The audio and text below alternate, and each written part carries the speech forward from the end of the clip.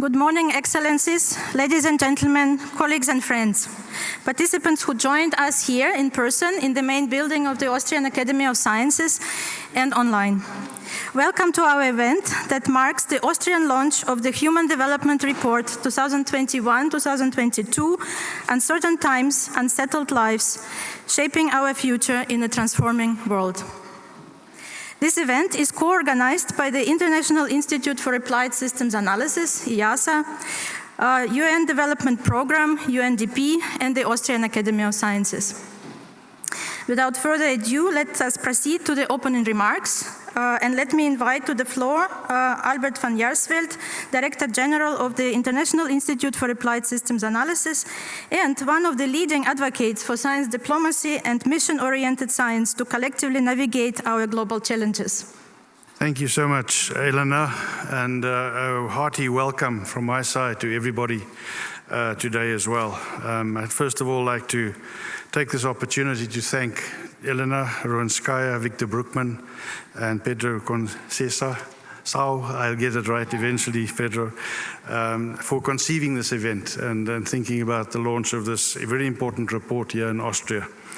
I'd also like to just thank our hosts for today, the Austrian Academy of Sciences, for making their facilities available to us. And I know that Professor Diebold, the Vice President of the Academy, will hopefully be joining us a little bit later. Apparently she wasn't there right at the outset. But I'd like to also welcome our IIASA Council member on behalf of the Academy, Professor Christian Kurbel, and of course the Austrian Foreign Ministry and the entire delegation represented by the Director General, Ambassador Peter Huber. Ambassador, thank you so much for joining us at this particular occasion. And a warm welcome to all the other guests and people that are going to share a few moments with us here in Austria. I would like to just take a few minutes to try and put this report and its importance into context from where we stand as IIASA, as an institute that works for the improvement of the quality of life of everybody around the world. And in this report, there are a couple of things that are emphasized that are of particular importance.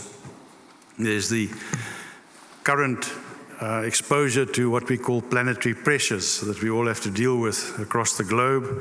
That's an important part of the concerns that we face, or some of the challenges we face. We have increasing geopolitical polarization at the moment that we have to tackle and deal with.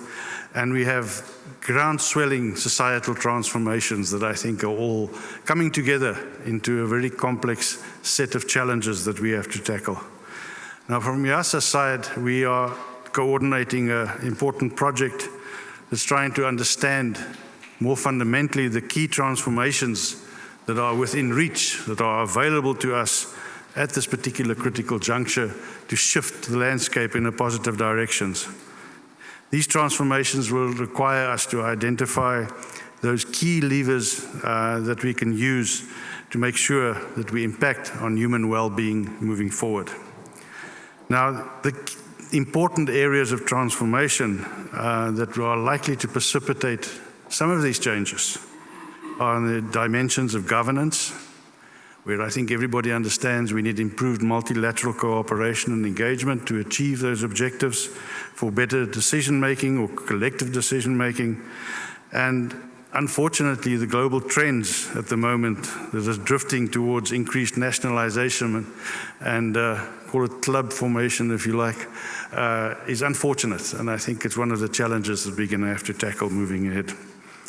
Another potential area of intervention is to focus on the mobilization of individual behavior. Bottom-up processions, starting from society, groundswell movements, can shape societies and can be extremely influential in changing the course and the trajectory of our developments. And I'm sure that this will be part of the discussions today as well. But of course, there's also the compound impacts of the emergent technologies that are going to affect societies into the future.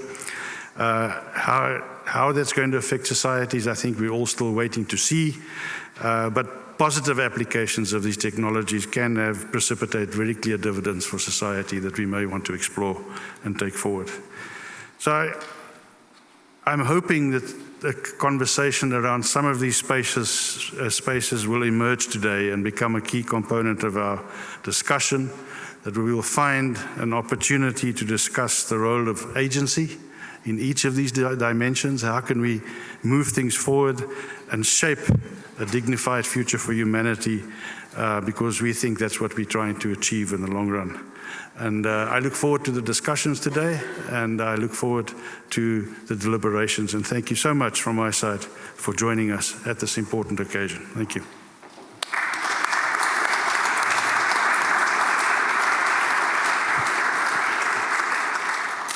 Thank you very much, Albert, for setting the stage for the further discussions. Now let me invite His Excellency Peter Huber to give his opening remarks. Peter Huber is Director General for Development Cooperation and Humanitarian Assistance at the Federal Ministry for European and International Affairs of the Republic of Austria. Dear Director General Jasfeld, dear Professor Köberl, dear Mr. Conceição, ladies and gentlemen, thank you very much for inviting me to today's launch of UNDP's Human Development Report. And I would like to thank the organizations, the IIASA, UNDP, and the Academy of Science for hosting this very important event. UNDP is one of our most important partners in development cooperation. But this cooperation is not just limited to the implementation of projects.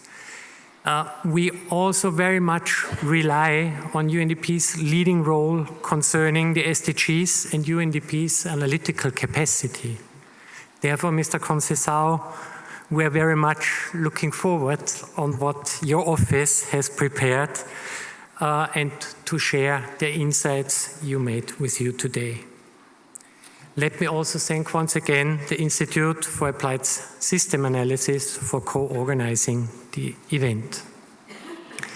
As other reports on the status of the world, like for example the UN Sustainable Development Report on our progress towards achieving the SDGs, the Human Development Report does not give only a thorough analysis of today's multiple crises and challenges, but also, and that we are looking very much forward to discuss with you, on potential solutions, how we could manage this crisis.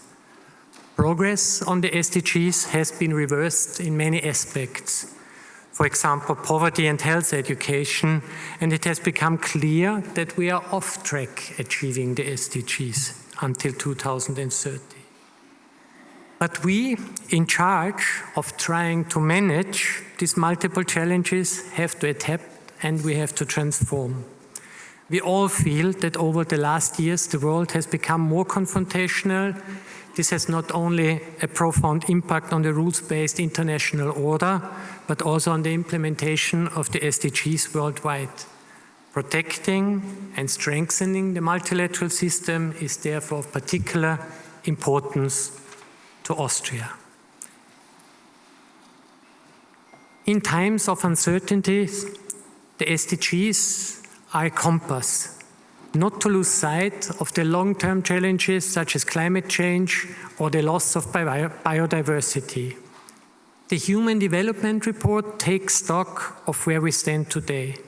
The report rightly stresses that we need a whole-of-society approach to speed up transformation towards sustainability and to unleash potential to become agents of change.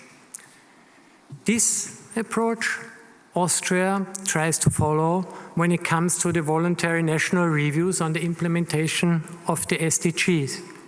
A wide range of stakeholders from administration to science to civil society have come together and built a network across institutions. Since we're here at the Academy of Sciences, let me stress in this context the importance of UNINETS. 16 Austrian universities and more than 300 scientists have joined forces within the framework of UNINETS and presented 153 options on how to implement the Agenda 2030. to the Austrian government in March 2022. This is a good example of how science is increasingly organizing itself in order to identify options for political actions.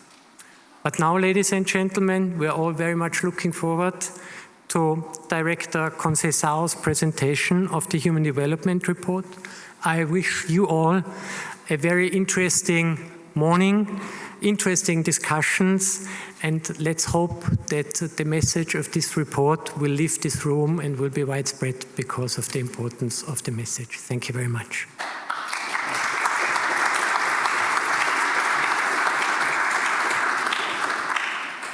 Thank you very much, Mr. Huber, for such a comprehensive overview of relevant activities. Thank you so much for being here with us. Now let me give the floor to Professor Christian Körbel. He is a full member of the Austrian Academy of Sciences and a IIASA Council member for Austria.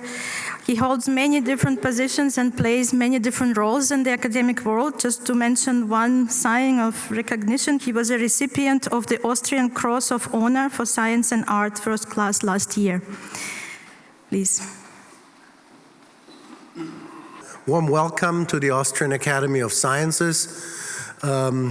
I am representing also the Academy here today, and I'm also representing the Austrian IIASA Council.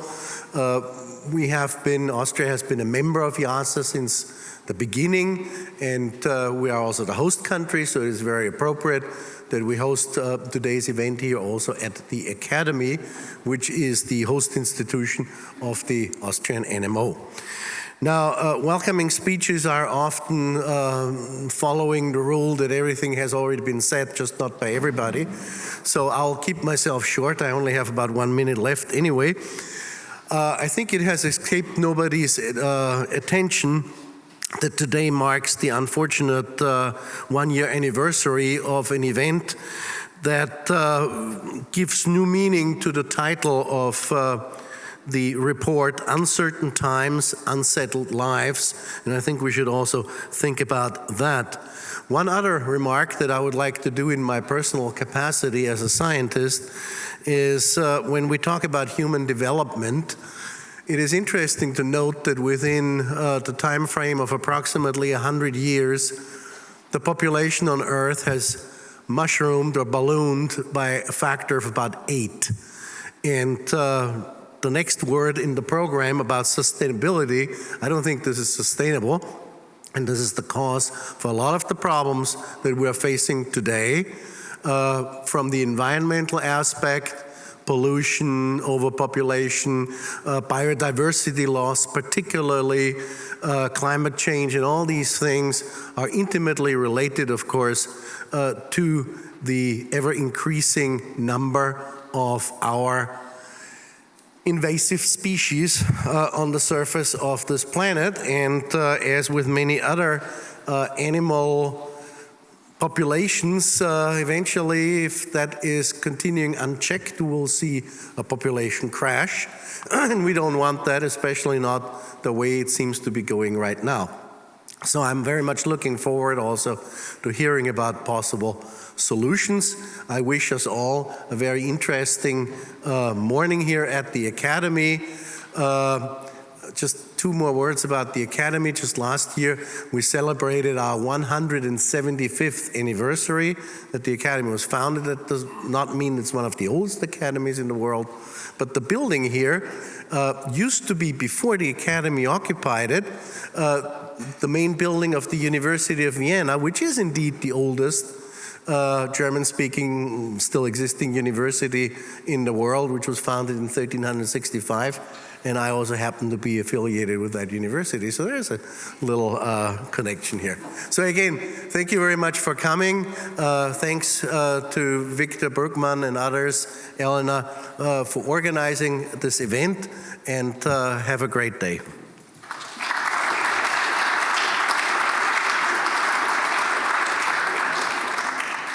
Thank you very much, Christian, for a warm welcome to everybody, and of course for the hospitality in this wonderful building that we have pleasure to be here now.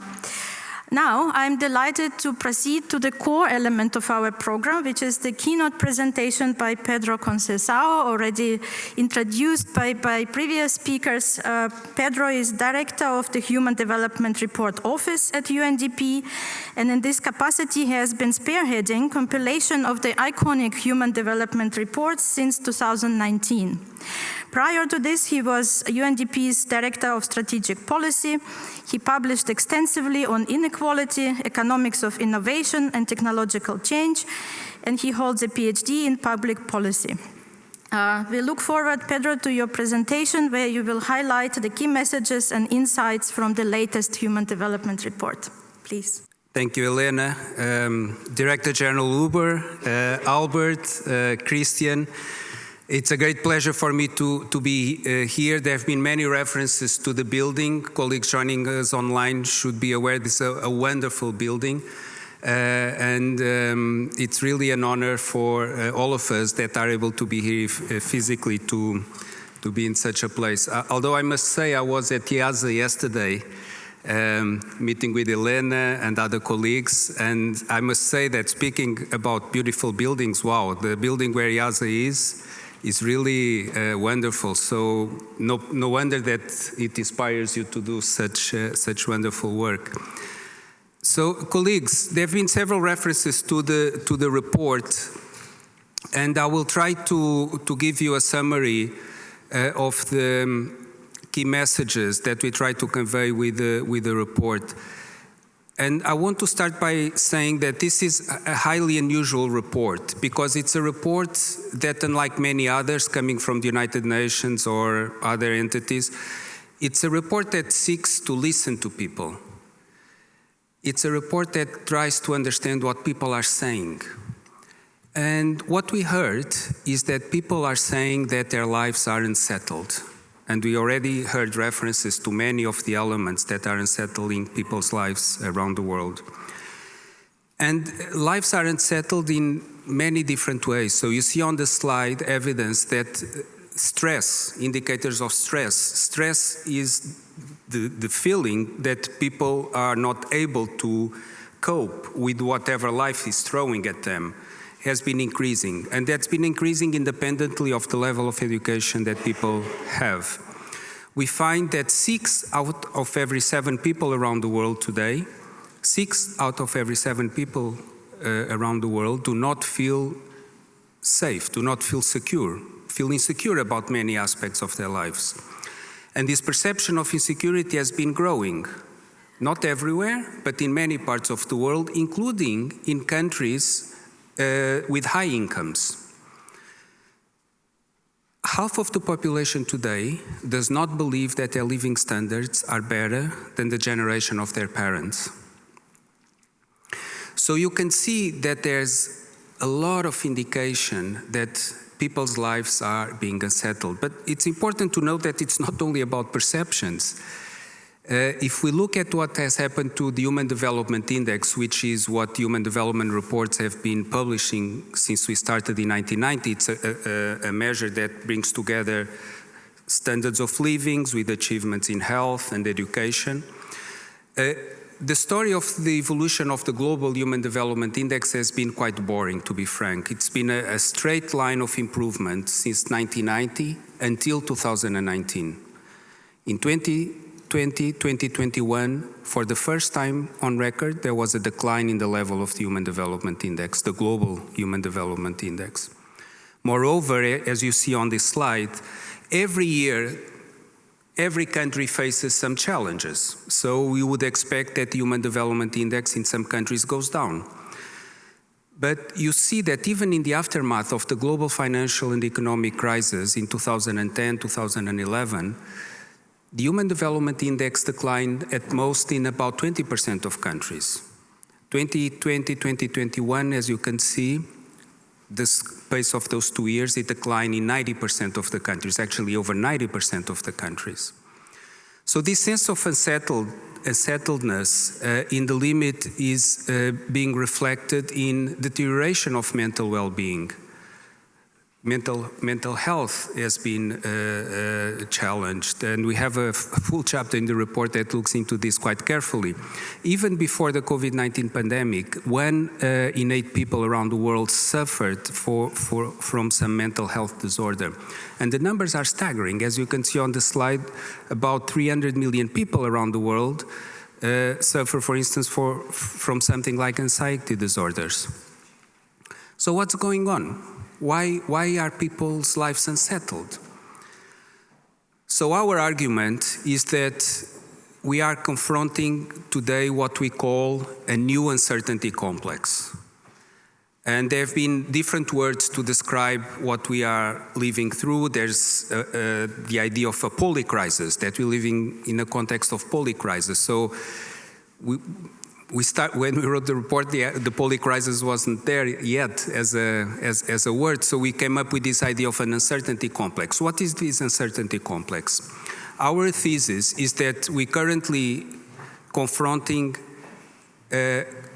not necessarily more uncertainty than in the past, but new types of uncertainty, and in particular 3 layers of uncertainty that are either new or acquiring new forms.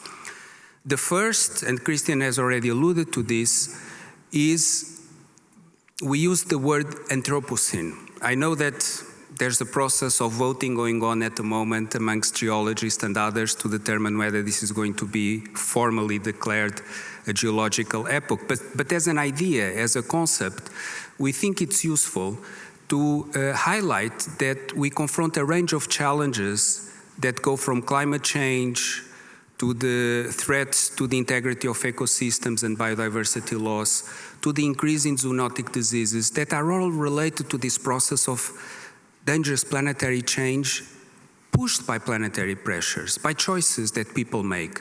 So the Anthropocene reflects this idea, and it shows the importance, and that's why the work of IIASA is so important, including the project that Albert mentioned, to have an integrated perspective. For instance, we know that as a result of climate change and changes in land use, there's going to be a very sharp increase in zoonotic diseases. So these are diseases that jump from animals to humans. There are about 10,000, at least 10,000 viruses currently circulating amongst wild mammals. The probability that one of these will jump from wild mammals to humans is going to increase by 3 or 4 orders of magnitude as a result of climate change and these pressures on biodiversity by 2070. Moreover, we are probably already living through this because climate change is already a reality and all the changes in land use. This century alone, there's been on average a new or re-emerging zoonotic diseases every 3 years. Today, we have an outbreak of Ebola in Uganda. Not only in Uganda, but in Kampala, in the capital city. It's not in the news perhaps, but this is happening. So this is an illustration of the importance of looking at this broader process of dangerous planetary change and the planetary pressures that are being imposed on our planet. So this is the first layer of uncertainty, and it is unprecedented. It's unprecedented in human history, and it's unprecedented actually in the evolution of our planet. The second layer of uncertainty has to do with this big effort of transforming our world. The 2030 Agenda for Sustainable Development, the subtitle is Transforming Our World. Transforming our world is a big task.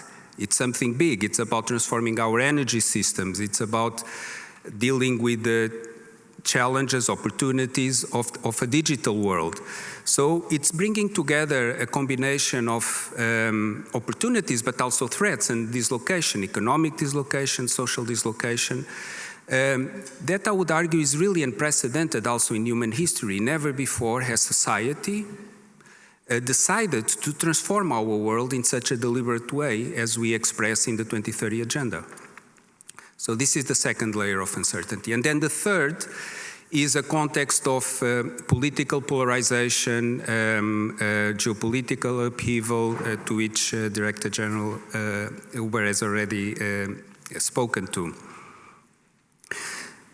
So let me now bring this back to this idea of unsettledness and insecurity. Why does this all matter? In the report, we find two important correlations between insecurity on the one hand and lack of trust in one another, and insecurity, or people feeling insecure, and people being attracted to the extremes of the political spectrum. So on this slide, you can see the red bars that represent the number of people attracted to the extreme of the political spectrum, both on the left and on the right. So this is not ideological. And as you move from the left to the right on this chart, you go from people that have a low perception of insecurity, those that have a very high perception of insecurity. And you can see that the size of the red bars increases.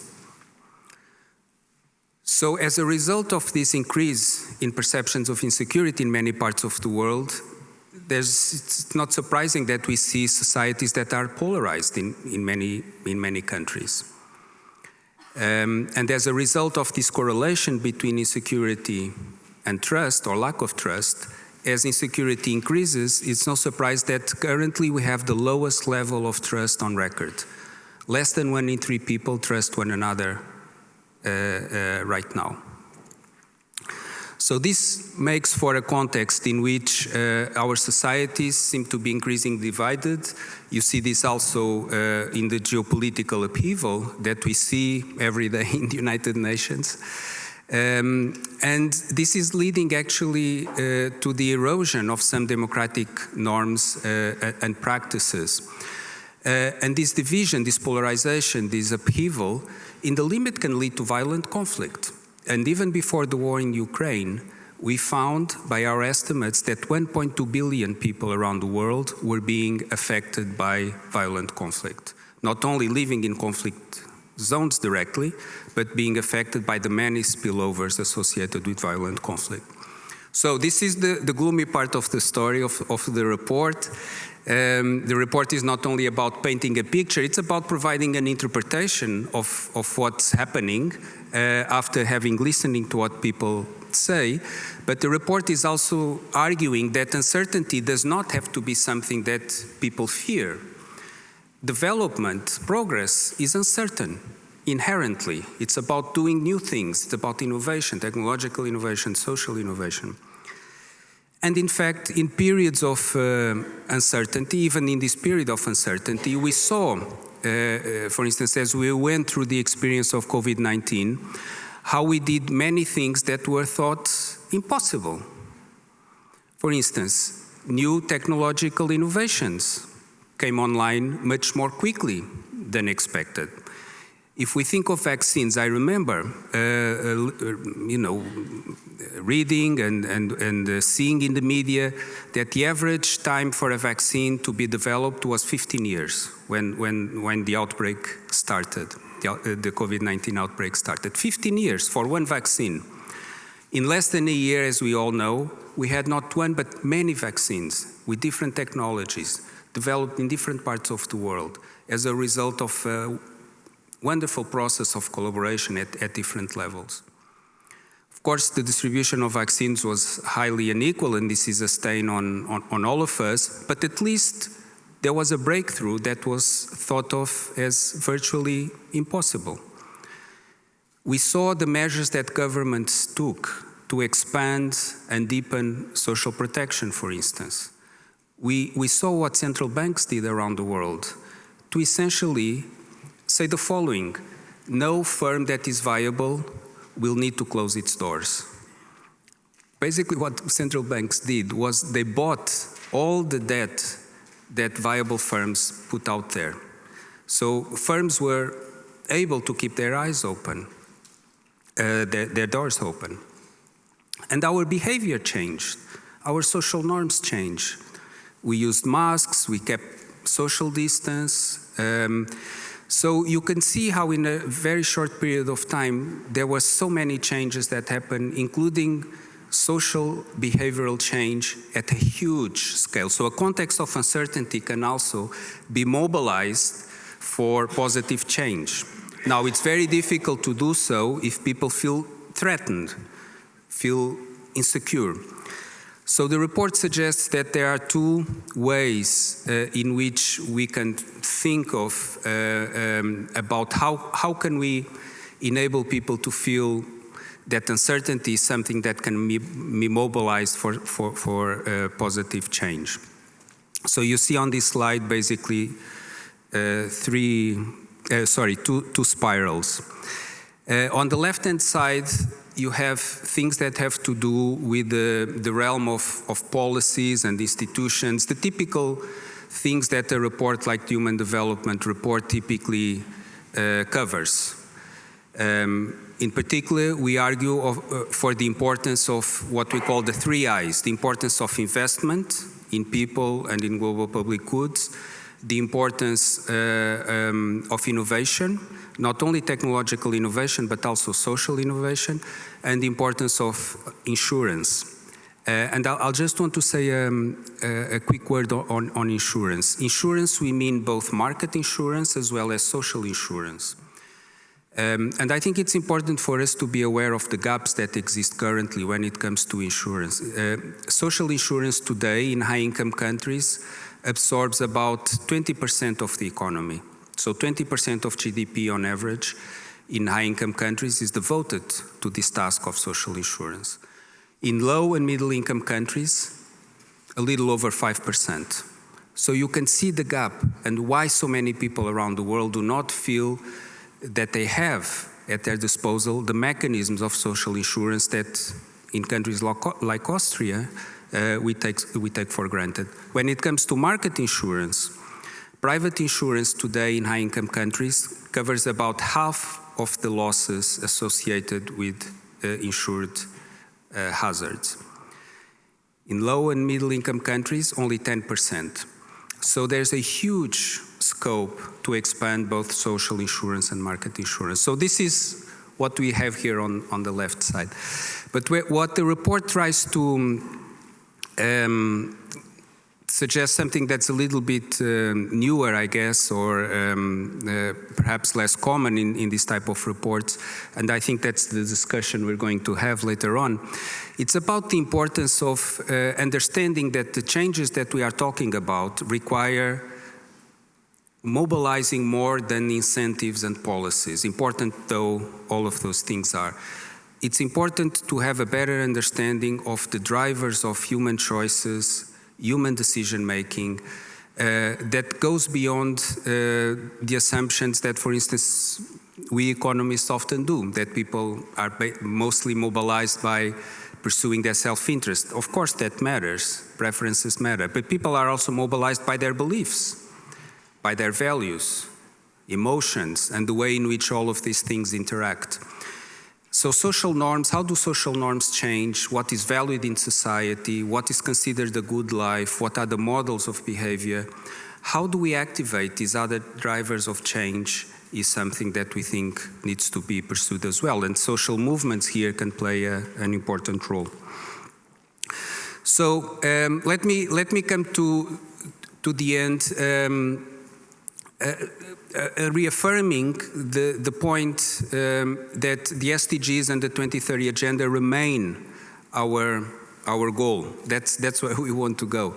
But the argument in this report, in a sense, is that human development can be, or advancing human development can be a means of enabling us to navigate this context of uncertainty. And it's possible. We can make different choices. And by advancing human development, I mean not only advancing well-being, so the Human Development Index, which captures well-being, not perfectly, but it's one way of capturing well-being, but also this notion of agency, the ability of people to feel more in control over their lives. I think what we see now, what we heard from people, is that they are not in control over their lives, and the future seems very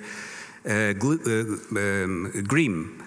So enhancing agency, which is another important aspect of human development, is something that we believe is important. So advancing human development, both well-being and agency, as a way to navigating this uncertainty complex to put us back on track towards the 2030 Agenda and the SDGs. Thank you.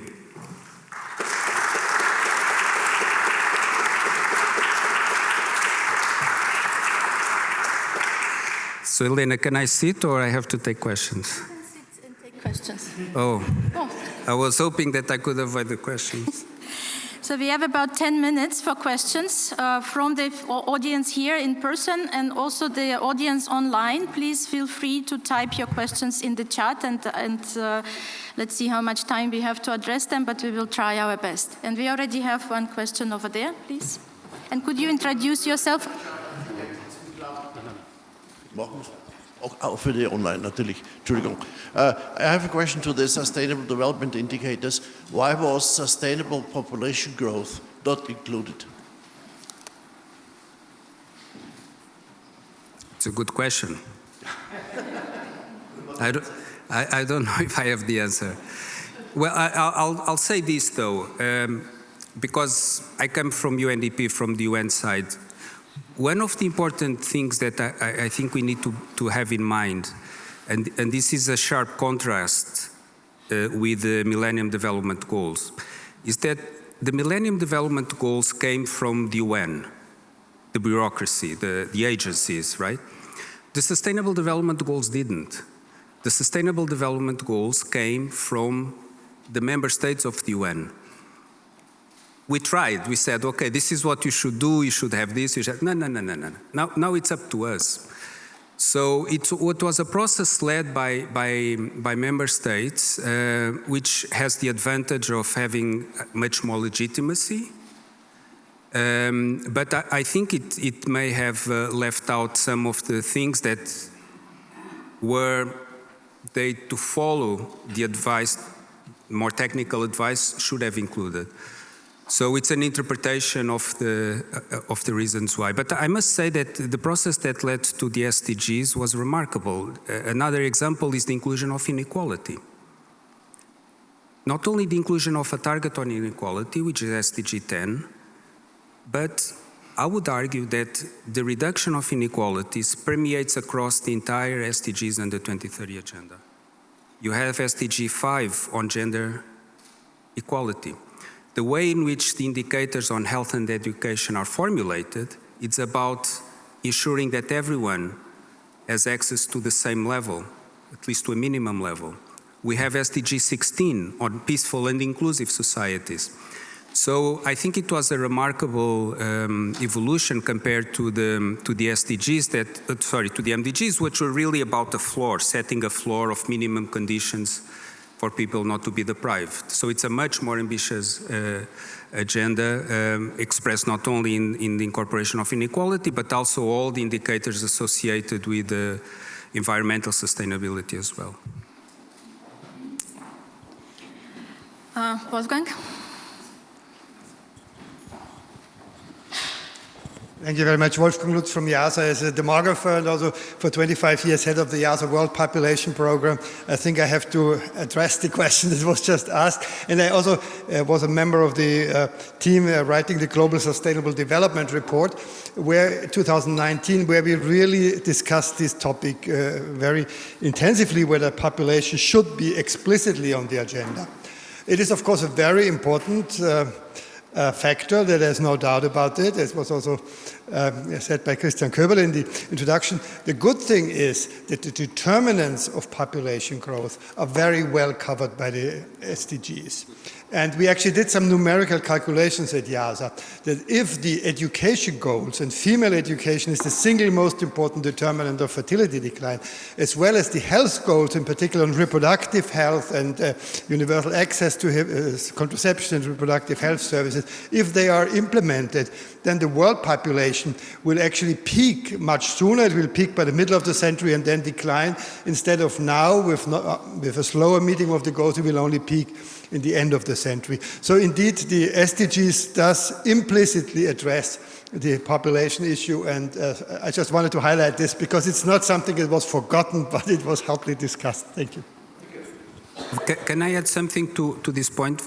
Wolfgang, absolutely right, but I think another thing that we've learned is the importance of social norms. I come back to this point about social norms in driving reductions in fertility, particularly in South Asia. There's some evidence that social norms, again, about aspirations, what does it mean to lead a life that is respected, that is valued, the kind of behaviors are important as well. We covered this a little bit in the report, and particularly in the 2020 Human Development Report. Christian had a question. Yeah. Thank you.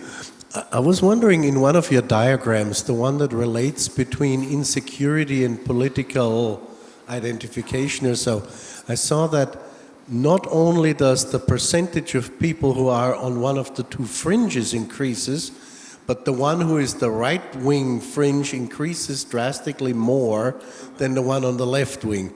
Do you have any opinion, interpretation, comment on that, why that is? There is some evidence that, well, first of all, I think the most important point is to understand the mechanism underlying people being attracted to the extremes. I think it was Bertrand Russell that said that people don't crave knowledge, they crave certainty. So they crave narratives that, particularly in a context of uncertainty or where they feel insecure, they crave narratives of certainty, and the extremes typically give that to people. And perhaps the right gives them even more. So perhaps that's why people are attracted more to the right. I should also say that there is some evidence suggesting, we covered this in the report, that when people feel insecure, they are more attracted to support authoritarian leaders. In anthropology and social psychology, there are two theories of how leaders emerge. One is, I'm simplifying obviously, but one is that people are attracted to leaders that for their power, for their authority, or for their prestige, for their ability to solve problems. And when people feel insecure, they are more attracted apparently to authoritarian leaders. So the extent to which the right is also associated with this, although there could be authoritarian leaders on the left as well, but to the extent that the right is associated with more authoritarian leaders, that could be another reason as to why it's a little bit higher. There's also some evidence that suggests that after financial crisis, economic crisis more generally, there is a sharp tendency to authoritarian leaders, and particularly on the right. So I don't think we are currently living through, I mean, COVID-19 was an economic crisis, in fact, so that could be also another factor explaining the higher level on the extreme right. We have time for one more question, and Pradeep, you wanted to ask? Thank you very much. Congratulations, excellent presentation. My question is, like you mentioned about integrated approaches and solution system solutions, and earlier speaker also mentioned that. But having worked in UN system for a long time and now with IIASA, I always get intrigued by the perception of working in silos. UN agencies working in silos, even national ministries working in silos. While all of us know that solutions, we need to have integrated approaches, especially on the ground. So what is your suggestion there on bringing these solutions and system approaches to make it reality on the ground? So that will be very important step forward. Thank you. My answer is support UNDP more. It's a self-serving answer, but I do believe that in the context of the UN system, UNDP is not the only entity, but is certainly an entity that is well placed to bring to the ground these integrated perspectives, because you have many parts of the UN that are specialized, that are more sectoral specialized and focused on it, and that's important, that needs to happen, of course. But I do believe, and we're seeing the role that UNDP is having, for instance, on climate, with the climate promise, which is a process through which we are working with many countries around the world to help to use NDCs, national determined contributions, the commitments that countries make to climate change, as this broader process of transformation. So this is the kind of things that I would say the UN as a whole, but UNDP in particular is well placed to do. So I think the final comment I would make is more and more the gaps that I see are less on the knowledge, on the scientific knowledge, because we understand the problems and understand what to do. It's more about perhaps the governance, this broader process of social change that we need to understand better, how people come to undertake these changes. So on the policy making side, I think we're making progress, but I don't know if we're doing it quickly enough, and if the changes that are happening in society are also putting sufficient pressure beyond the activists. So obviously there are many activists that are mobilized to put this pressure, but society as a whole, I don't think we may have crossed the tipping point scale that puts sufficient pressure on governments to change. So I think that those are the kind of things that we need to start looking at. Thank you. Thank you, Pedro, so much. And we will have a chance to continue the discussion. If you have more questions, there will be another possibility to ask them at the end of our discussion panel. And the same for online participants. I see a few questions, but I suggest that we better address them as part of the discussion panel. They will likely resonate with the discussion that we will have then. Thank you so much. I'm off the hook then. Pedro, for some while, yes, but you will come back.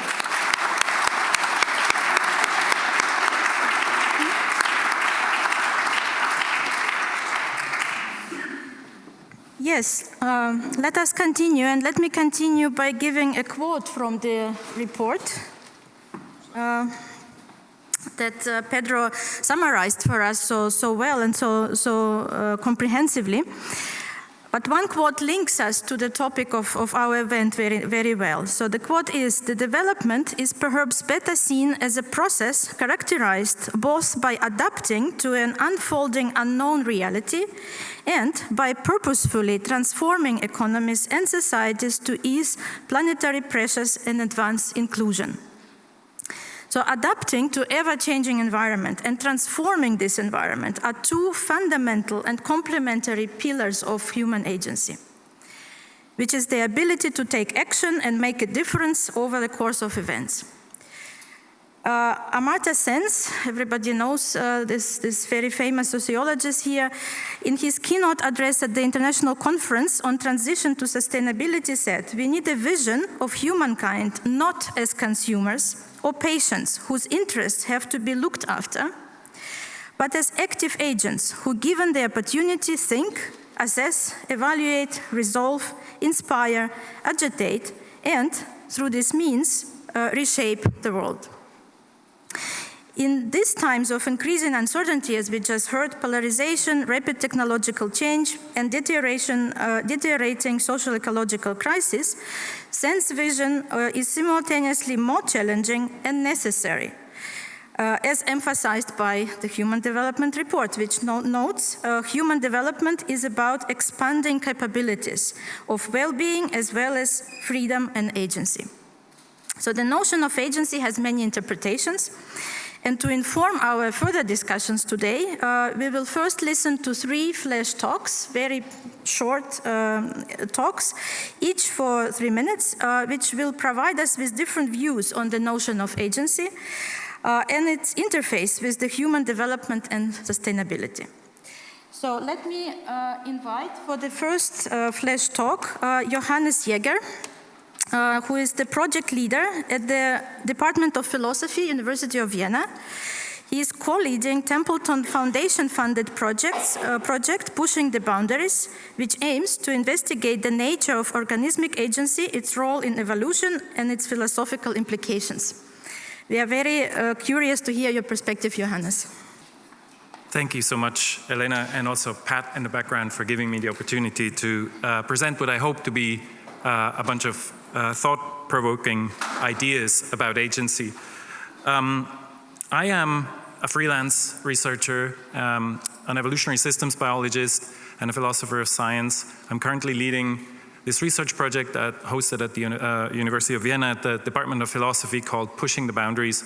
And it's interested in the evolution of human agency and consciousness from the much more basic capability that all organisms on Earth have to act on their own behalf. This agency, which we could call basic or natural agency, comes out of the peculiar organization in which organisms are organized, which makes them different from machines, and that has consequences of how we interact with the large world that we live in.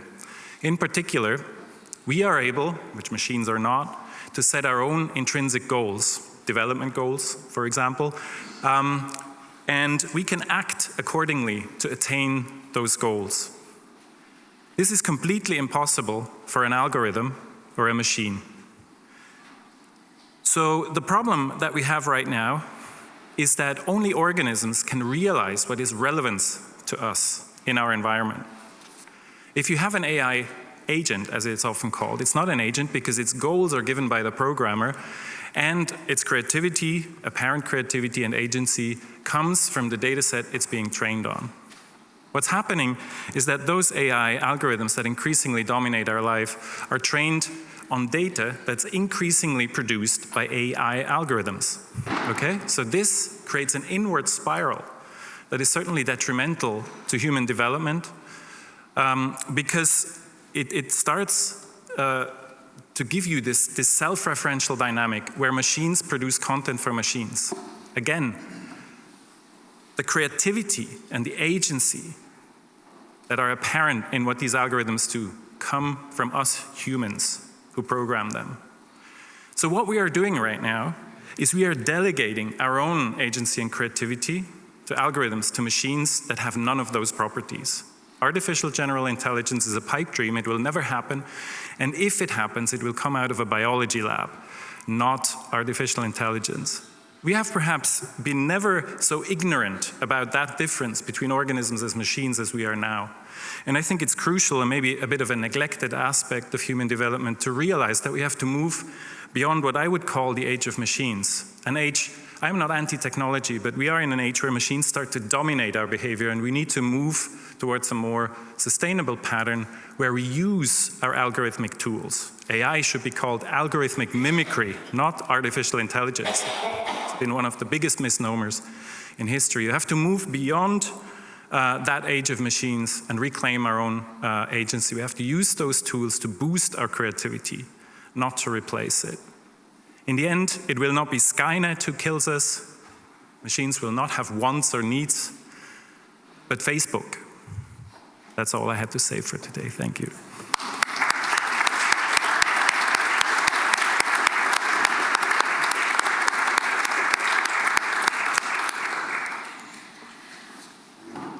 Before I introduce, thank you, Johannes. Thank you so much for this perspective. Before I introduce the next Flash Talk speaker, Elena, before I do that, let me welcome here Professor Ulrike Diebold, who just arrived. Welcome. She is the Vice President of the Austrian Academy of Sciences. Thank you for being with us here. Thank you. Now let me give the floor to Elena Bruchin, research scholar at the IIASA, specializing in the political economy of energy, and in her most recent line of work, she has focused on developing tools to evaluate feasibility of ambitious climate scenarios from different perspectives. Yeah, thank you so much. Also very honored to speak here today, but I'll go straight to the point since I only have 3 minutes. So the theme today is human agency, and I thought that I would like to highlight a few points in my talk from the agent structure perspective that is widely debated and discussed in social sciences, and I'm a social scientist in background, political scientist. And so specifically, I would like to focus on the structure. So human agency is shaped by the structure or by the set of options that are available and from which the agents have the for which the agents have the implementation capacity. At IIASA, we are focusing on imagining energy and through this climate futures. This is done by using integrated assessment models, which have a very detailed representation of technologies and which project key developments in energy, economy, and land sectors until the end of the century.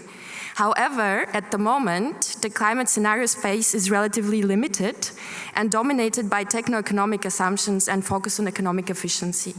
I think this space could be substantially enhanced by moving the research frontier, which I think we do quite a lot now at IIASA, along two main areas that are gaining on prominence in the academic debates. So including fairness considerations and the role of institutions. So imagining new futures that include more options should enhance the human agency, as it offers a wider set of acceptable and implementable options. So why is it so important to focus on fairness considerations? So I think we have quite a lot of empirical evidence that people are more likely to accept climate mitigation efforts if they perceive climate policies as fair. This implies that we need much more systematic research on what is perceived as fair and how it is affected by cultural context. The context-dependent notions of justice should then also find their way in new scenario narratives. It is, however, quite difficult to quantify justice considerations, and there are many different concepts of justice, such as distributive, procedural, transitional, and restorative, just to name a few. So at IIASA, we tackled this problem in an internal interdisciplinary project, Just Transition for All, where we focus on different trajectories of consumption across different sectors that are assumed in current generation of integrated assessment models. For example, some scenarios assume a regional convergence towards vegetarian diets around 2050. This implies a major global dietary shift, and the question is under what conditions and in which regions such a shift could occur. In which regions will humans be willing to change their mobility patterns or housing size in line with low demand and low carbon lifestyles? We hope to find more systematic answers to these questions by widening our stakeholder engagement activities and also collecting more systematic data on the different preferences across different regions and then incorporating this in a new set of scenarios. And why do we need to incorporate institutional considerations? Well, we also have quite some empirical evidence that countries with higher levels of institutional capacity are able to better mediate different interest groups and develop policies that are more acceptable to wider public. And this leads to two main implications. So first, that countries with low institutional capacity might not be able to support stringent climate policies in the near term. And that financial support for climate mitigation should not just focus on technological capacity building, but also on improving institutional capacity in many regions. So within our team, we are also experimenting with bringing in institutional considerations into the work of integrated assessment models and highlight the importance of taking institutional considerations into account when thinking about global mitigation and adaptation capacities. So including, and we have already also some evidence that including institutional considerations into scenario narratives have some major temporal and regional shifts in terms of mitigation efforts. Thank you again. Thank you, Helena.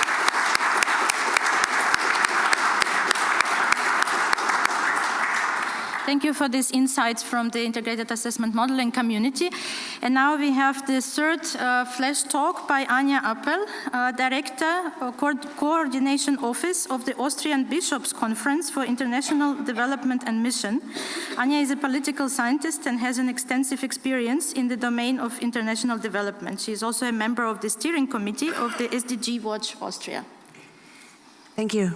Dear representatives of UNDP, IIASA, and Academy of Science, dear colleagues from science, politics, and civil society, thank you very much for the opportunity to now briefly add a few points. As a member of SDG Watch Austria and as the director of COO, I would first like to note how important we consider the approach of the UNDP, which has also been strengthened in the recent years to take the topic of development out of its narrow analytic corset and to present a broader and, if you like, more interwoven, more holistic evaluation of data in the sense of the SDGs. This is what also happened in the last UNDP report with the so-called PHDI, which discounts the SDI for pressures on the planet to reflect a concern for intergenerational inequality. This approach of the UNDP not only provides us as civil society with justification material for a radical systemic change of our lifestyle and economy, but could also give national and supranational decision makers a sufficient basis for an evidence-based reorientation of their policies. And there's where IIASA's approach of directing the scientific impact to the levers of transformation is very helpful. Because the question of who are, should be, and could become agents of change in times of uncertainty and mutual reservations is one of central questions. And I would add, then follows the question of how the identified agents come into a joint or at least concerted action to drive the conversion. Unfortunately, the starting position today is not accelerating. Indeed, it is cooling in day-to-day engagement. The UNDP report and other multinational institutions leave no doubt that the longer we continue on this path, the harder it will be. As SDG Watch Austria, it is central for us that the good life for all includes participation in all political processes, as well as the experience of self-efficacy and of one's own possibilities for action, which must urgently replace the current global experience of powerlessness or being at the mercy of others. We need to stop structural or voluntary chosen exclusion. This depends on many things. I would like to mention two essential aspects here as examples.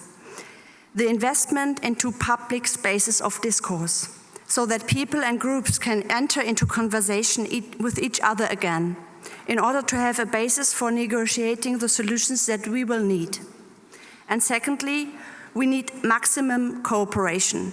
It must be the means of choice to create alliances between different institutions, parties, as well as between people, between substantive issues, as well as between local, national, international actors. We need to strengthen the feeling that we all are interconnected with humans and also with creation, so that we need each other and each of us can make a difference.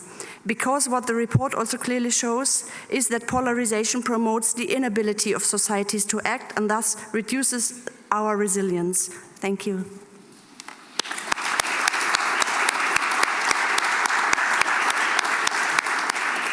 Thank you very much, Anja, for your perspective. Let us move on with our program. And let me say also a few words from our side on the agency. We at IIASA indeed are addressing the relation between agency and sustainability in many different ways. So one was just presented by Lina.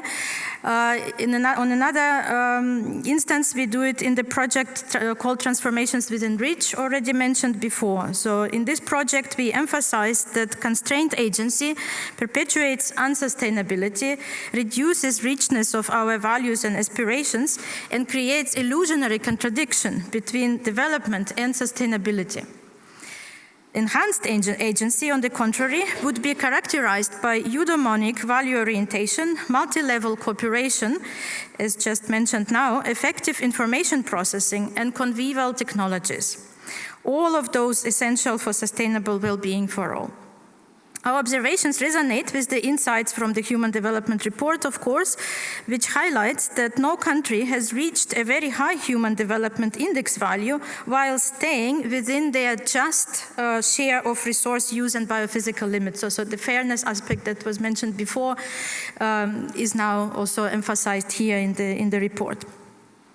Our collective challenge in the near future is likely to be, do we respond with enlightened agency, or we double down on the race to the bottom with the constrained agency? So this actually will be the overarching question to the discussion panel that will take place now. And it's my pleasure to invite panelists. And our first panelist, of course, is Pedro Conceição. Welcome back to the stage. I don't need to introduce you again. Let me also invite my colleague at IIASA, Keivan Riahi. He is director of the Energy, Climate and Environment Program at IIASA, as one of the leading scientists engaged in the synthesis of IPCC report and many other activities around climate and energy policies. In 2020, Keivan was identified as the most influential climate scientist worldwide by Reuters. In 2021, the UN Secretary General Guterres appointed him to the 10-member group to advise to the UN on the technology facilitation mechanism for the implementation of the Agenda 2030. And in 2022, Keivan was also appointed to the European Scientific Advisory Board on Climate Change. This is in addition to many other assignments that he has, just a few highlights. Keivan, welcome to the panel. Let me also invite and introduce Cecilia Ucas Estrada. She is Director of Gender Equality and Empowerment of Women Office and Special Advisor, the Office of the Managing Director, Directorate of Corporate Management and Operations at UNIDO. She is former Director of Policy Research and Statistics Department at UNIDO. Cecilia holds a PhD in economics and held previously various positions with the United Nations and academia, including UNDP, where she was resident representative for Paraguay. Welcome, Cecilia. Verena Vinivarter is Professor for Environmental History at the Institute of Social Ecology, University of Natural Resources and Life Sciences in Vienna, Boku, and at the Faculty of Interdisciplinary Research at Alpen Adria University in Klagenfurt, where she has held the first chair in the environmental history in Austria since 2007. She is a full member of the Austrian Academy of Sciences and was named Austrian Scientist of the Year 2013 by the Club of Education and Science Journalists for her work in outreach and public communication. Welcome, Verena, also to this panel. And welcome all for panelists. I'm looking forward to the discussion. And let me start with the first round of questions. And the first question I would like to pose to Verena. Given your background in the environmental history, how do you see the role of individual and collective agency in human development? What can we learn from history in this regard, which can help us to facilitate transformation to sustainability now? So thank you very much for having me and including me on this panel. Usually it's only social scientists, but humanities people are still in a very marginalized role. I would like to start with two comments on agency and then talk about these lessons from history. In the context of this fabulous report, and hopefully for a new report that develops these great achievements of the current report further, I think it's important to distinguish not just between what you said, Elena, between individual and collective agency, but there is, and I'm following Martin Hewson here, also proxy agency. And proxies act on behalf of their organization or institution. So in this room here, several excellencies, ambassadors are sitting and they act in their individual capacities as proxy agents for their countries. And their individual agency, what history tells us, is very great. So for instance, in the discussion about the special status of the province of South Tyrol in Italy, it is known from history that one ambassador actually moved these talks from a complete stalemate into a very positive direction. So proxy agents are probably a very important type of actor to foster sustainable development as well. And we need to support new types of organizations which will then have new proxy types. You talked about the insecurity rising and this new uncertainty complex. And one of the most important social theorists on agency, Margaret Archer, has pointed out that while there is agency, which is an individual thing, there is also something she calls structural emergent properties and cultural emergent properties.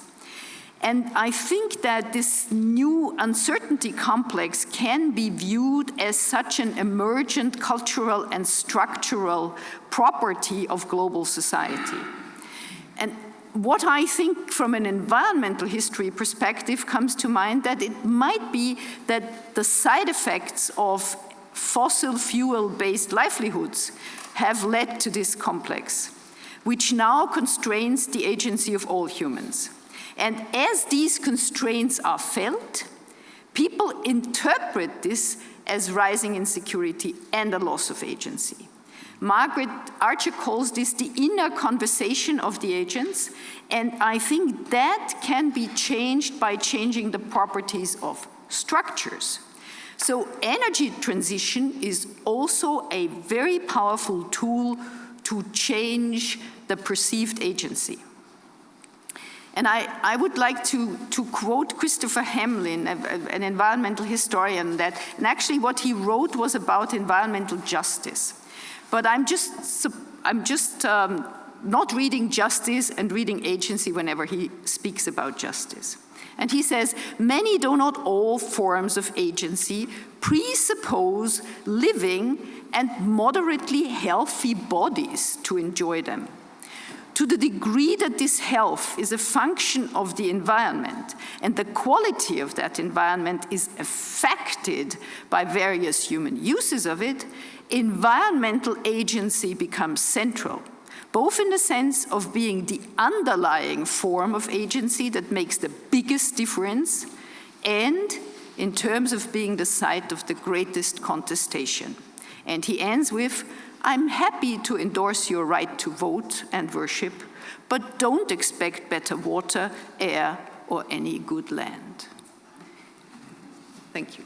Thank you, Verena. My next question would be to Pedro. And the question, you explained this already. So the Human Development Index includes 3 dimensions, covering health, education, and economic welfare. And by all means, all 3 of these are resources for empowerment of people. Yeah? So is agency, should we see agency as the end or the means for human development?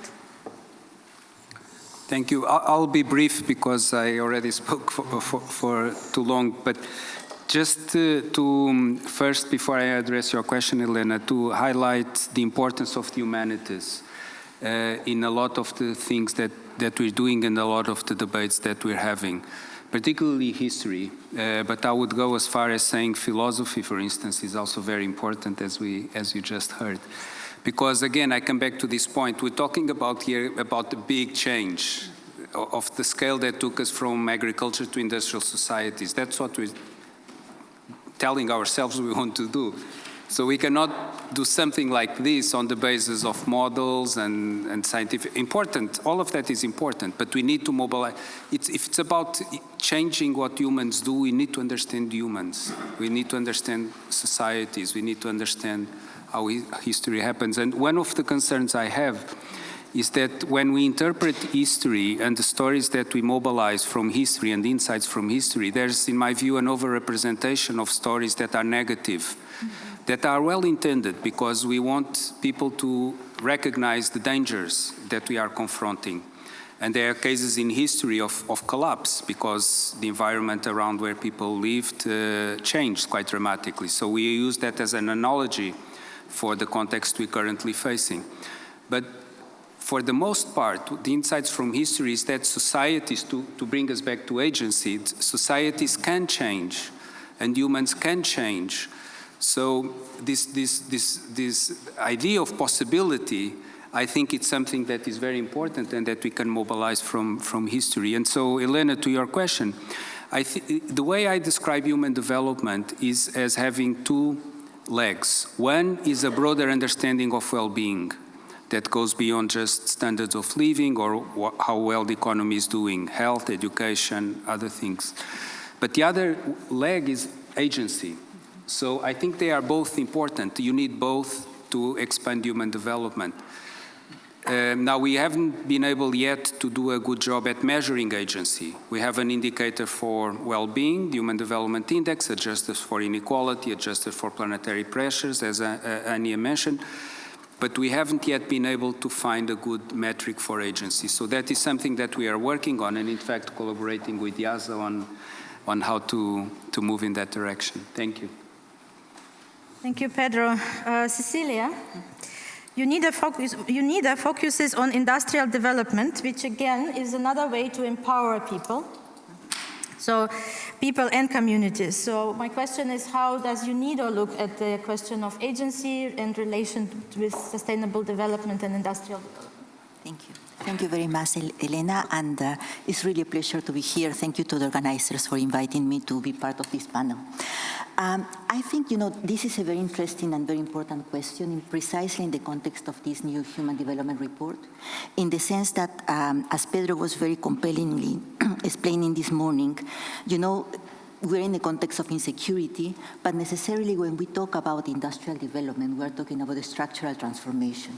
And that necessarily is going to bring insecurity and is going to bring uncertainty. So what is really the role of industrial development, right, within all this context? And let me take you a little bit back, maybe in history. When I was preparing to participate in this panel, I was reading a book that was written because of the 50th anniversary, Now it's close to 60. And you could really see that at the time, it's been really an evolution. It's been really, sort of trying to move the organization from a very, very, as one of our colleagues was referring to, a very sort of rigid corset of economic development towards something else that it approaches a little bit towards more I would say, the narrative of the human development and also the Agenda 2030. It's been a very, very long way. I think a milestone for UNIDO was precisely in the year 2013 during the Lima conference. So, our member states convey every 2 years in the big conference that we call our General Conference. And during the General Conference, we basically got a message from our member states that they wanted industrial development, but not just any industrial development. They wanted inclusive and sustainable industrial development. Therefore, this has become our mandate. And since then, the whole narrative and the work of the organization, I think, has been changing towards this new paradigm. This notion of inclusive and sustainable industrial development also permeated the discussions during the SDGs. And that for the first time, industry got a goal. SDG, our famous, very, very loved, close to our heart, SDG 9. Because before, during the MDGs time, as Pedro was really mentioning also, we didn't have any targets. We didn't really have any vision towards we should move on. And I think in that sense, and let me just quote very briefly because I know I don't have that much time. Now, our latest midterm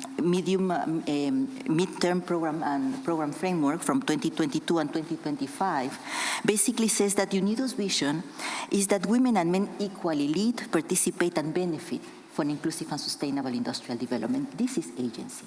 Yeah? And most of the work that currently we try to do, we try to permeate from kind of very, I would say, abstract and economically driven technical intervention towards really focusing more and more on beneficiaries, and not just beneficiaries, but really participants on the whole process of industrial transformation. Thank you. Thank you. Thank you, Cecilia. Kevin, let me come to you. You are the leading expert in climate policy, as we just heard from the introduction. Climate change and negative impacts constrain the agency of million people. But on the other hand, decarbonization and other policies required, they would perhaps mean that we would need to compromise freedom and choice. How do you see this trade-off in regard to agency, and how can it be resolved going forward? Yeah, first of all, also thank you for having me. It's really a big pleasure to be here. And I think your question is an absolutely critical question about climate policy and how to design it at the end. So perhaps the whole framing that climate policy is necessarily compromising agency might be the one that I would like to question, because I think if you have well-designed climate policy, it will lead to improved agency at the end. And I personally, from many different policy interactions that I have, I'm very much convinced that a transformation can only be successful if it is a transformation to a system which is better than the current one. So we will not replace the current system with one which is worse, and I think the agency is part of that. And what we need to really address in climate policy is we need to understand that preferences of people, of individuals, are shaping in the context of the social norm, which can be quite different in different regions, but also in the context of the infrastructure and available options that are there. And this is where we can really be powerful with climate policy, and we can also change preferences by providing the right options. So, and we have lots of very powerful allies here, and one of the biggest ones is, for example, trends like digitalization, that if we use them right, they will allow us to create a system that is better than the current one, that reduce greenhouse gas emissions, but at the same time also have lots of co-benefits. To give you an example, digitalization, it means usually how can we benefit from it? It generally means to move from autonomous individual devices to a new system where the new devices are connected and talk to each other. And because of this new network, we can organize our systems at a completely different scale, and we can provide services that are better than the current one. So we can provide, if we allow business models of that where sharing is easy and more convenient than owning your own car, you move from ownership to a better service to usership. You increase agency because access to the technology is more democratic. It's easier, right? You don't need capital to buy your car. You can have a better service by basically paying only for the mobility. You have many other co-benefits. You have less congestion, you have less air pollution, etc. So I think successful climate policy will not emerge in this trade-off of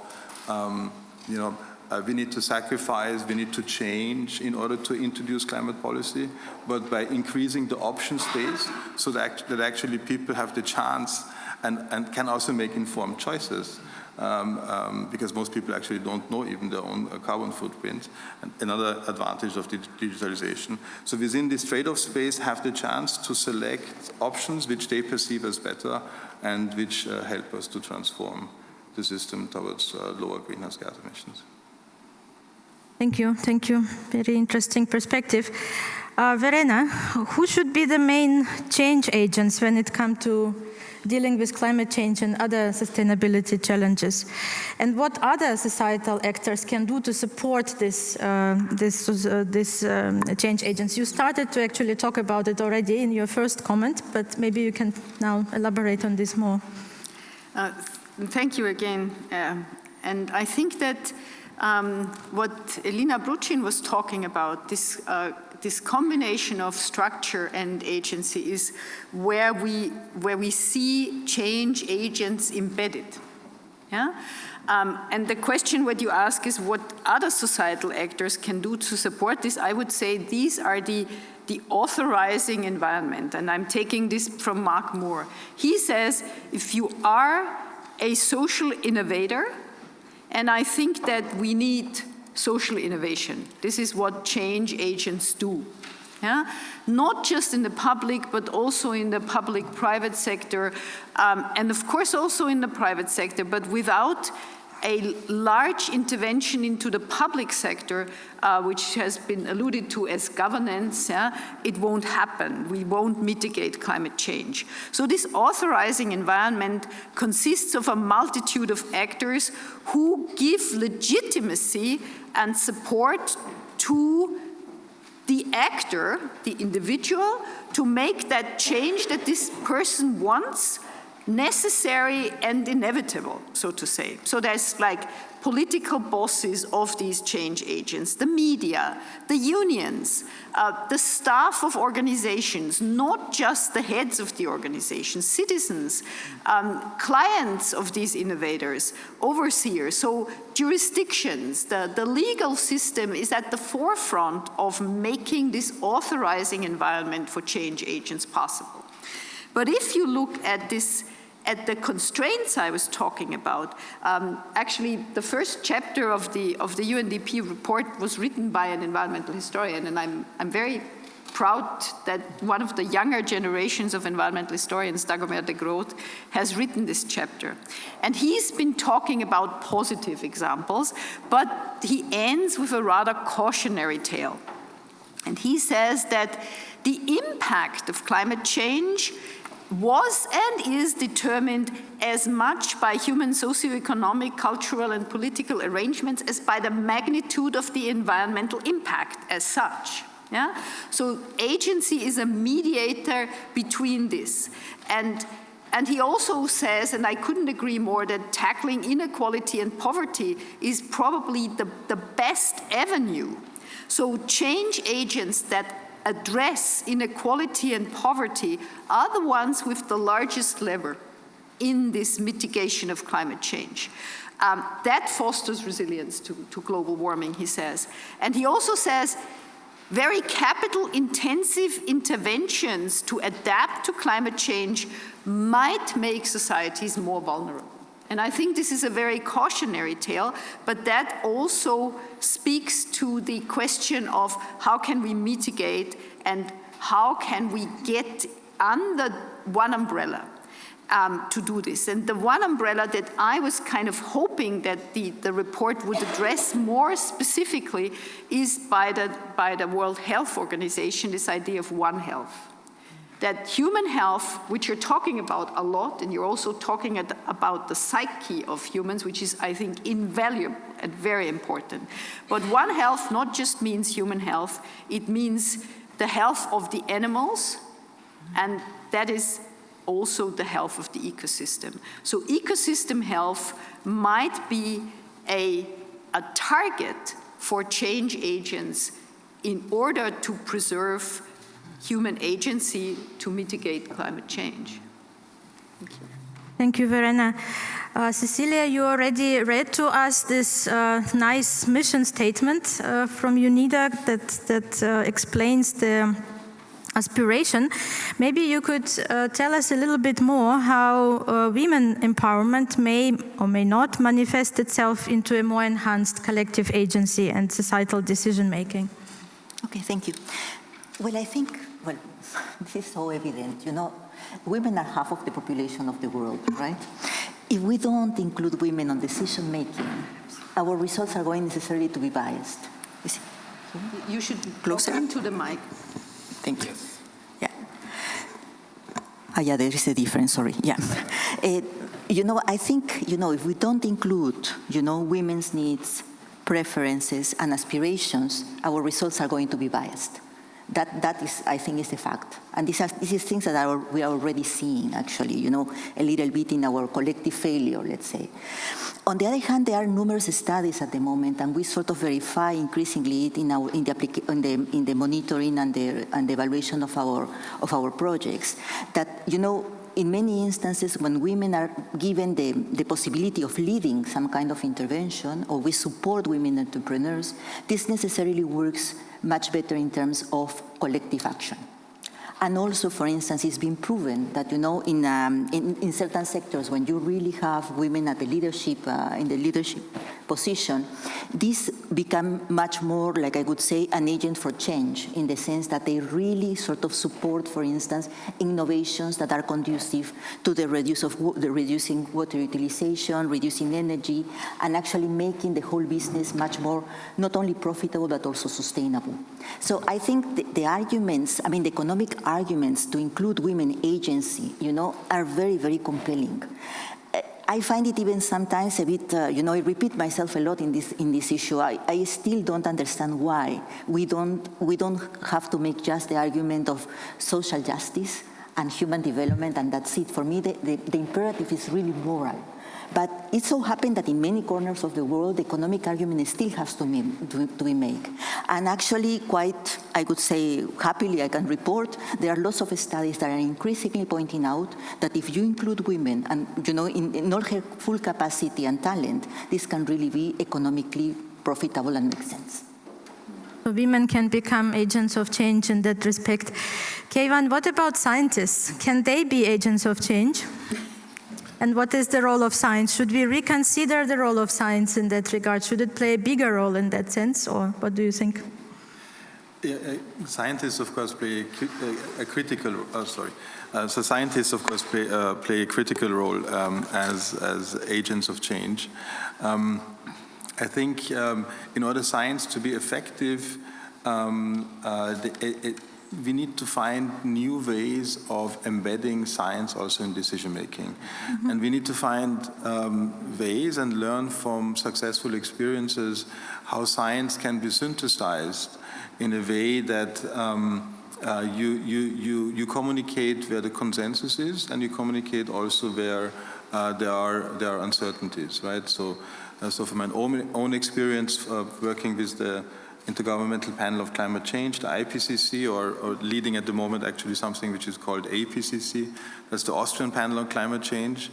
I think what we try there is to bring the very widespread knowledge together, and then work with policymakers in an interactive co-creation mode to create legitimate, transparent, and a basis for trust in the conclusion and in how science is communicated. So in that sense, I think scientists have here a very important responsibility to take, and can build a bridge between the knowledge, the evidence that we create, and the political decisions at the end that shape our society. But again, there's very often I think the discourse, particularly in the climate change area, is also the problem is that ideology and science gets mixed, and how can we avoid this mixture between ideologically driven arguments at the table and the scientific basis? It's not so trivial. So scientists, I think, communicate most effectively if they don't communicate the option and the solution, but the trade-off surface that each solution implies. So there is no solution that will not have a downside somewhere for somebody. And making this trade-off transparent is a very, very powerful, I think, powerful tool that could, a powerful message that that science can bring into the political decision-making. Is there value-free science and ideology-free science? Does it exist? Ideology of? Ideology-free science and value-free science, do they exist? Yeah, you can aspire it completely. I'm not sure, but ideology-free, I think yes. Yeah. But of course, even how you frame your science has always normative elements to it. Yeah, but I think you need to make an honest effort that you don't frame it in a way that the solution is already predetermined in how you raise the question. Right? But being more explicit about this perhaps is exactly something useful. Yeah. Thank you. Pedro, many questions also I'm seeing now online in different ways asking what can we actually do? So what should we do? Yeah.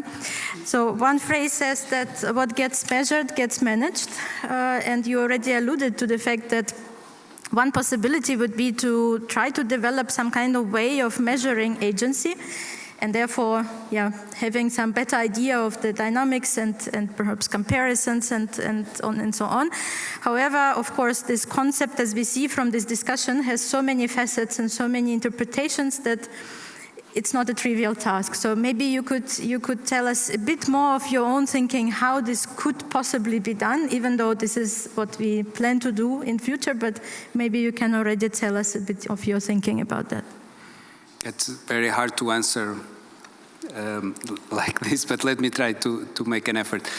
The first point I would like to make on what we can do is building actually on K1 and Verena's interventions, because Verena argued that addressing inequality is a way towards advancing on climate change mitigation. But I would argue, and K1's first intervention made that clear, that more and more failure to address climate change is also a driver of inequalities.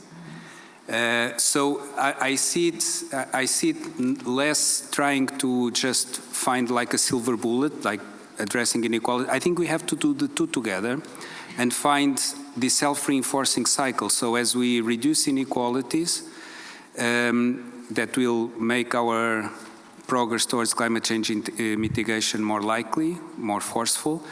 But we also need to mitigate climate change, not to enable inequalities to explode. Mm-hmm. What's happening today in parts of the world like the Sahel, for instance. The Sahel is a region that until the mid-1970s was a net exporter of grain to the world. So what has happened to that region? It's a region that historically was the cradle for several civilizations, empires, the Songhai Empire, the Ghana Empire. So not only life is possible in that part of the world, life can flourish. So what happened? Well, a lot of what has happened is the manifestation of the impacts of climate change and the interaction of populations with ecosystems that are not able to give response anymore. That then leads to conflict, it leads to instability.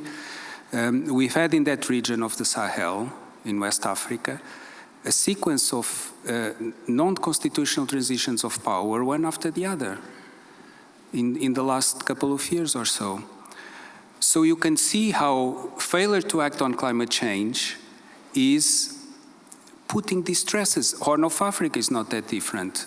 So, in fact, one of the most gratifying things of our work, sometimes we write these reports and believe that someone will read them and use them, but we are never sure. So one of the most gratifying things were that our colleagues in Iraq, our UNDP colleagues in Iraq, took this idea of the Anthropocene, that layer of uncertainty that I described, as the fundamental challenge of the country going forward. So the international community is focused on reconstruction, post-conflict country. Of course, all of that is important. But those that are there on the ground understand that it's really about how the world is changing, climate change. That is becoming a threat. So this is driving inequalities. If we don't act on climate change, that is going to exacerbate inequalities. Our office put out something that's called Human Climate Horizons that has some estimates of what's going to happen on several dimensions of human development under some of the IPC scenarios. And disparities in mortality rates, for instance, will explode. Differences in labor supply, the ability of people to work, will explode. So climate change will also exacerbate inequality. So it's like a loop, and we have to act on both. Something else that I fully agree with K1, that digital offers a lot of space and opportunity, not only to do what is suggested, but also, Anne, you mentioned the importance of having spaces where people can air different views and find ways of coming together, a dialogue. So I think we can also harness digital means to do something that is very striking. If we look at opinion polls and ask people, do you care about climate change? Almost everybody cares about climate change. Like 90%, it varies from country to country, but it's very, very high. And yet, we don't see people acting. One of the reasons is that even though people individually believe that climate change is important, they don't think that people in their community believe as they do. So this is sometimes called pluralistic ignorance, a process of pluralistic ignorance. So sometimes using digital technologies not only to provide access to the data and information, but to reduce this pluralistic ignorance, to find ways in which we are aware that we may have more in common than we think, could be something important. And then finally, just a comment on science and the world of policy making. I cannot agree more that we need to find better ways of bringing these two communities together. And we've been trying in UNDP through different ways. One of the challenges, I believe, is that both scientists, especially prominent scientists and policymakers, those that have important decision-making power, face very high-powered incentives, and they don't have incentives or sufficient incentives to come together. And I think the IPCC is a good example because it cannot be a one-off. It cannot be a scientist preparing a brief to inform a policy decision. It has to be an ongoing process because science changes, evolves, and the public has to understand. And I think there are many problems with understanding science, for instance, when it comes to recommendations on nutrition. People are confused. They say, well, they told me red wine was good, now they tell me it's not good. So we need these processes like the IPCC to communicate with policymakers, to have an engagement with policymakers and with the public so that people understand how science progresses, and it cannot be a one-off. I don't know if I answered your question. Thank you, thank you. This is a discussion panel and questions only serve to trigger the discussion. In my last question, which I want to address to all of you, and then we still have time for questions from the audience, in person and online. But in this last question, we have 7 more years before 2030, and some experts and some policymakers start already discussing what's next. Yeah? So how do we go forward? So how useful this framework of SDGs was, in what way? We also know that the progress was in quantitative terms rather modest, so far at least, and perhaps if we extrapolate, so we expect something similar also in future. So was it, do you think, a useful experiment? How do you think should we go forward? Should we have perhaps fewer goals, but have more consensus and have more, select really priorities and focus on those priorities? Or the other way around, perhaps we have to open it up even more and then be even more inclusive and incorporate many more dimensions that, of course, were perhaps not as explicit in the current framework. Who wants to start to address this question? Evan? Should I start with? Okay. Yes. Please. Yeah, I think this is a critical question. I mean, obviously, the answer to whether the SDGs were useful is an absolute yes. Yeah. So the SDGs have provided a framework, an analytical framework, to measure whether on multiple dimensions, on environmental, social, as well as economic sustainability, to look at the state of the planet in those dimensions. And it has helped to understand that there are complex interactions across different objectives. Yeah, I would argue that the SDGs have actually created the whole notion of systemic change and importance of understanding the whole system, because you achieve one SDG and you can't again achieve trade-offs with another SDG, right? So that we unfortunately will fail meeting many of the SDGs. There are progress on some. There is stagnation, even worsening of some others. Doesn't mean that the SDGs themselves are wrong, right? So it just means that our efforts are not strong enough, and we need to continue working on them. Does anybody else want to comment on this, Cecilia? I can continue. So thank you. I also agree. I agree that, you know, unfortunately, I think the SDGs by 2030 will have still a lot of undone work, right? Especially looking at the trends that Pedro was showing. I mean, the declines, and I mean, there are lots of targets that I'm pretty sure will not be achieved. So in any case, we have work to do. I think, you know, the only thing that maybe for me is important is like we have to strengthen our monitoring capacity. And this comes in particular to the issue of generating more data, more accurate data. I mean, it's not just the gender issue that, you know we have lots of gaps in terms of sex disaggregated data, gender disaggregated data, but also many other aspects. I think this is one thing. We have to learn also to use the new sources of data and train our national statistical offices in order to be able to have consistent databases that would help monitoring. But also, you know, both the MDGs and the SDGs are really kind of output-driven, if you want, target-driven.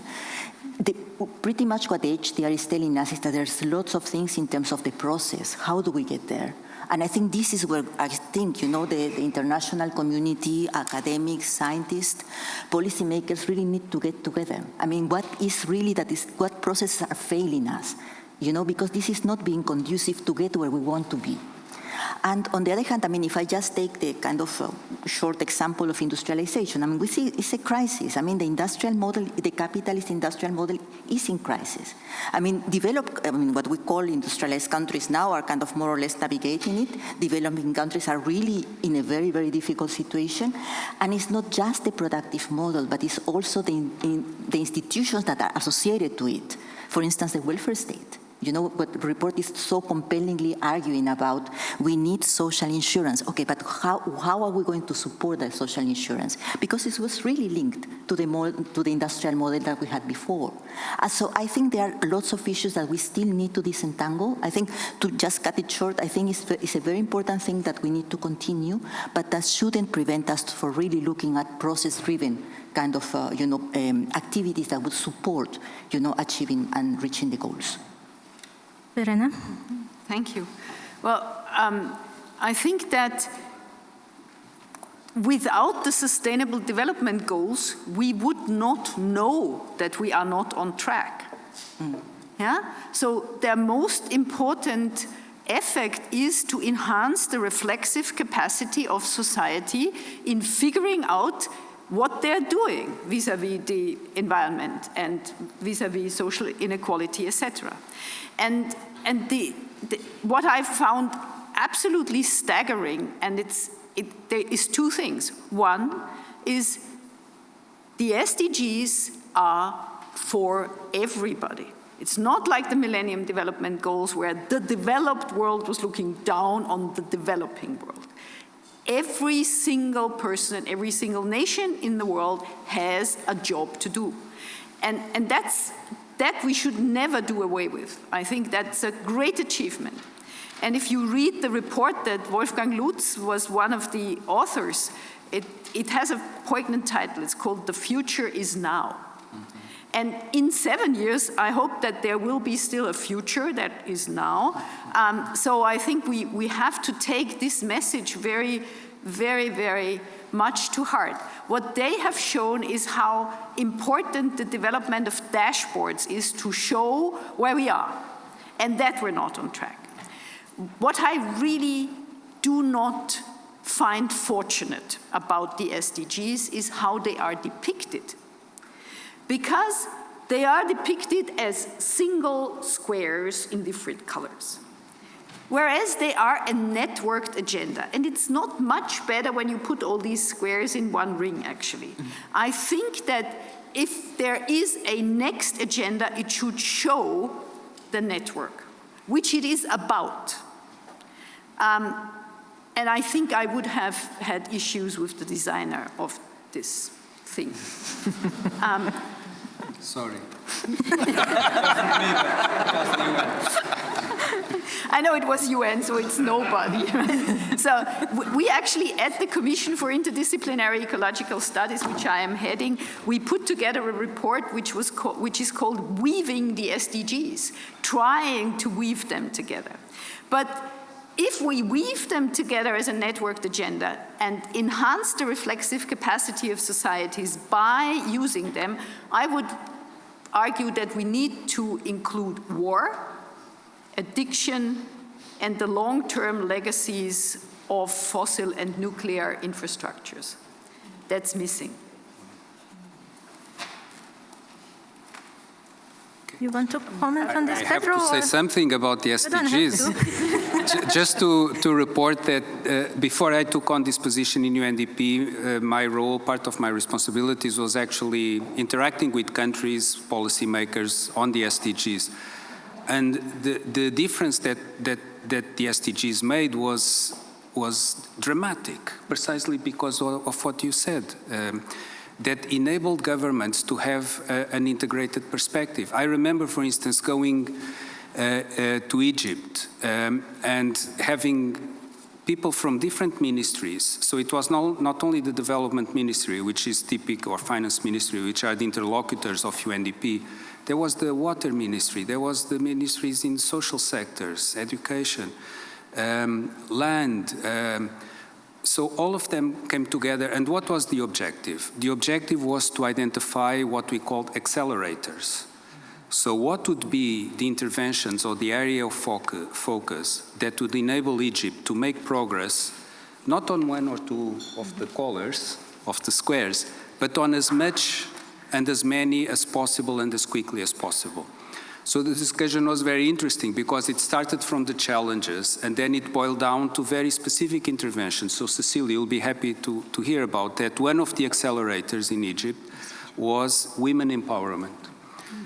Women empowerment had many benefits. For instance, on the fertility rate, which was one of the main challenges that the country faces, has a very high fertility rate. Women empowerment, empowering women could help with that. And then why? The labor force participation rate of women in Egypt is extremely low, even compared to the standards of the region. So one of the reasons, colleagues that then in this discussion found out, not the only reason, but one of the reasons is that women do not feel safe in public transportation. So they don't go to work, they don't leave their houses. So immediately there was a discussion about what can we do, inspired by this integrated perspective with all of these people around the table. Another was related to the phasing out of energy subsidies. Egypt traditionally has very high energy and food subsidies. And the IMF for years has been arguing these need to be reduced with a macroeconomic stability argument. Fiscal balance, these are inefficient, they are aggressive, expensive.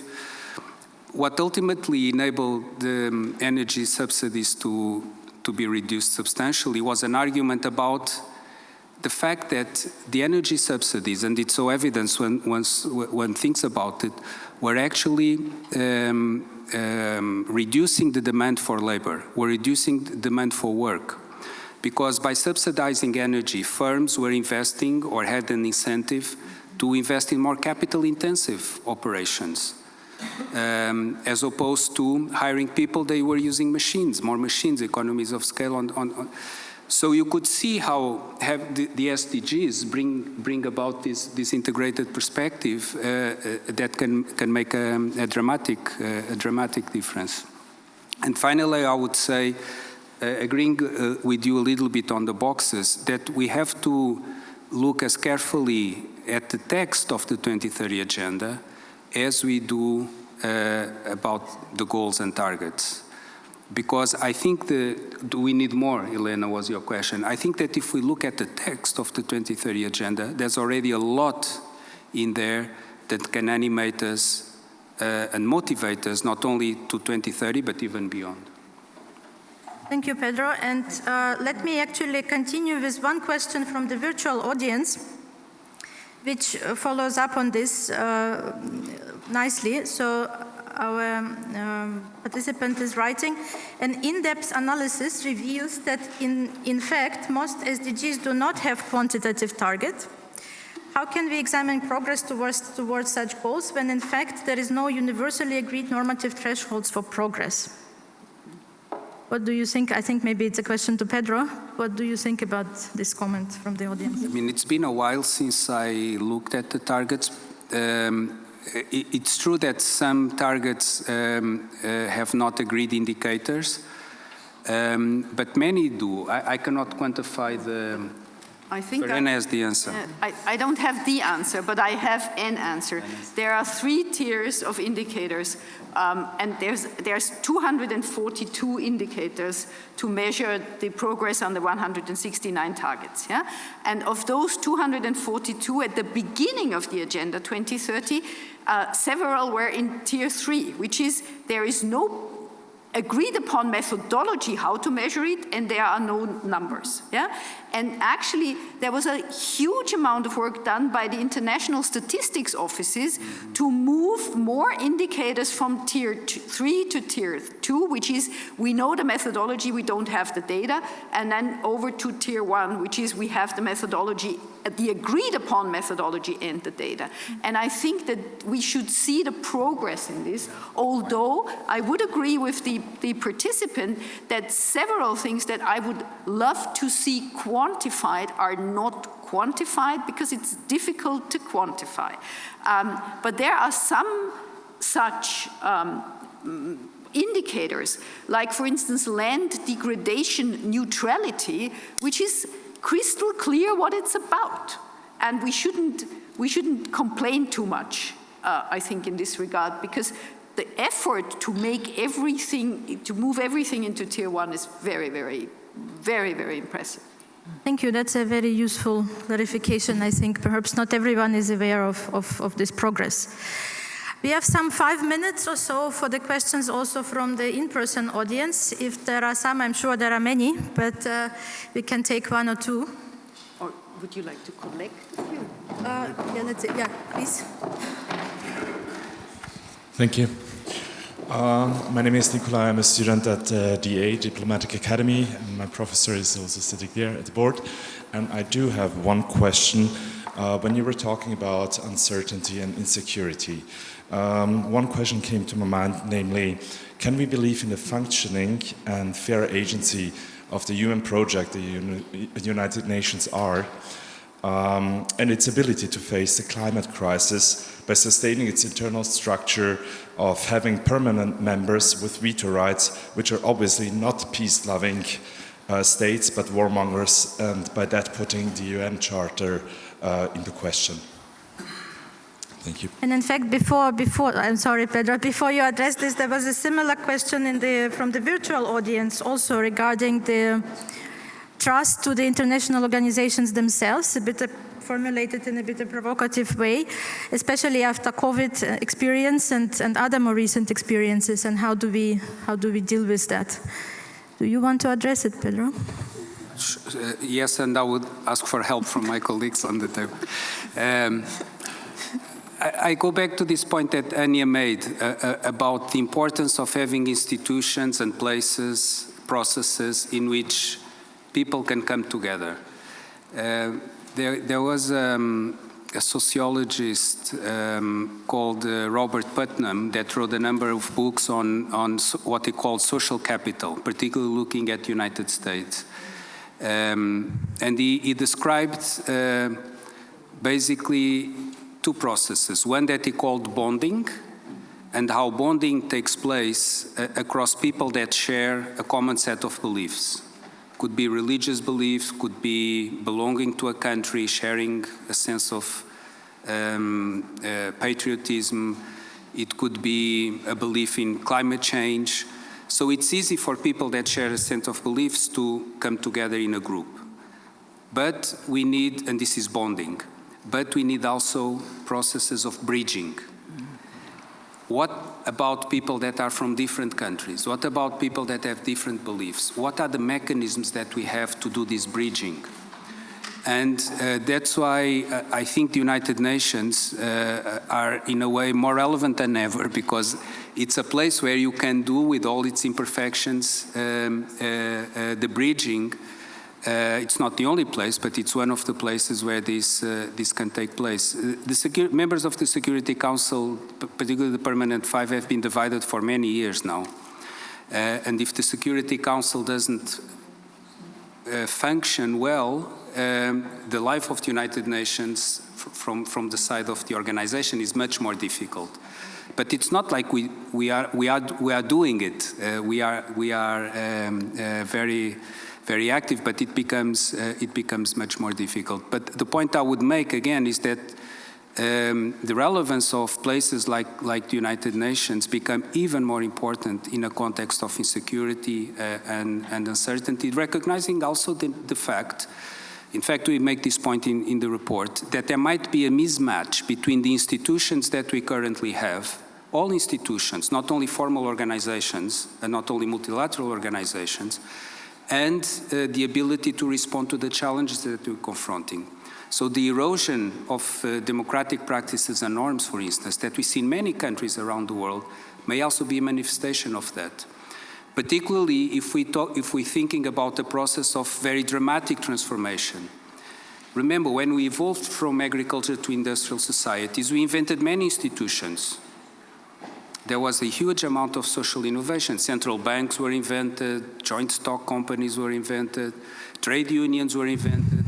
So many institutions were created. So I think we need to accept that we may need innovation also in institutions, and some of those that exist today may need to change and adapt to give better response to the challenges that we're confronting.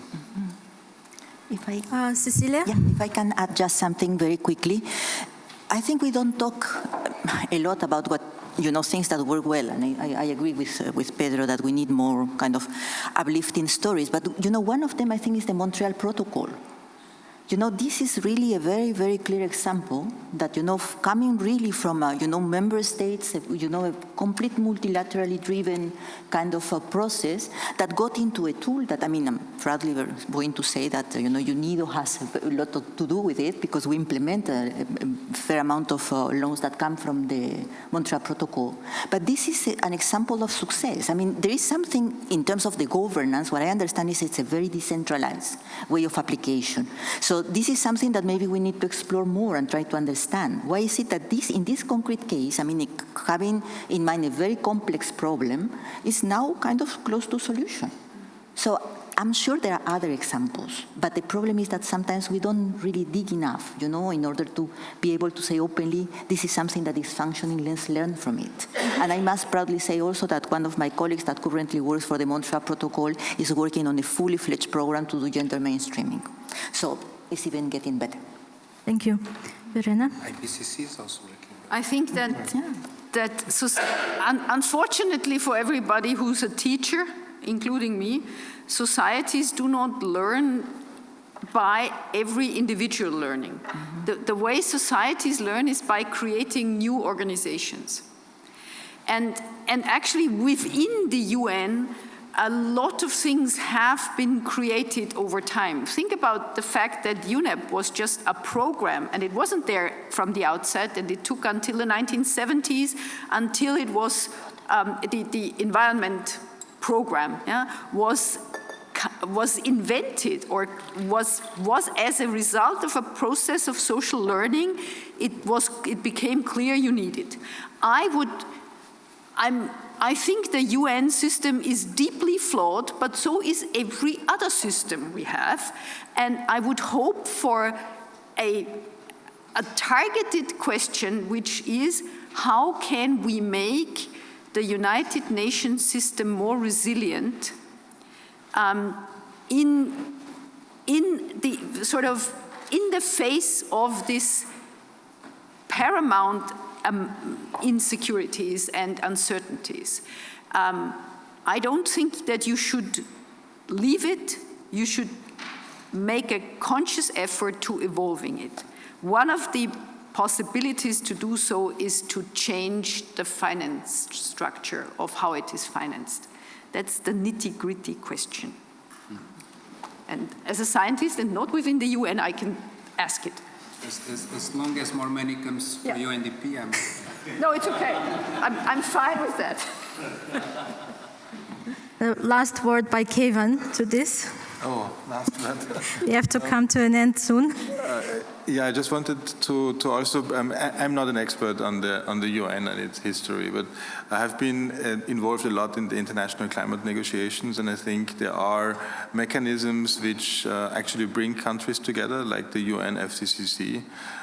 We might think that we don't make a lot of progress, but it's not because of the UN framing, it's because of countries being very polarized, and it is in this multipolar world. I think the role of the UN is even more important, even if it's more difficult. Yeah? So Paris Agreement within the UNFCCC would not be possible right now. So we were lucky that there was this window, and it's now there, and we have a mechanism within the UN that moves this forward.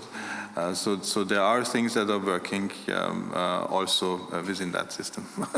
Just That's a very good concluding remark on a positive note. So our time is up. I know there are more questions, but there will be opportunity to interact with speakers informally after the event, so feel free to approach them and have discussions. Let's first thank the panel and panelists for these great insights.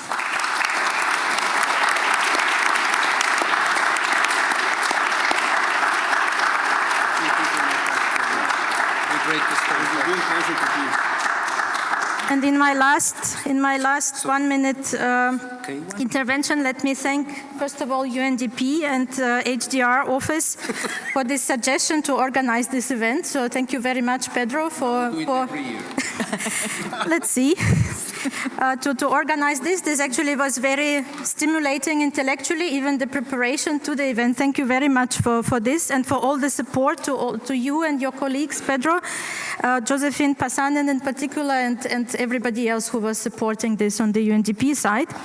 Thank you also to the Austrian Academy of Sciences for the hospitality and for hosting this event, for all the support that you have given to us as part of this event as well. Of course, thank you to the audience. Thank you for being with us. Thank you also to the virtual audience for joining and for asking many questions. Again, some of them were addressed directly or indirectly, I think, in these discussions. Of course, last but not least, thank you the organizing committee led by Viktor Bruckmann and Sergei Sizov. So I think everything went so well only because of their hard work. So thank you to all. This was really, I think, very, very interesting and exciting conversation. Surely not the last one. Stay in touch with us. Everybody who is interested in this topic, feel free to send us a message or be in touch in any way. We are interested to continue these discussions as we go forward.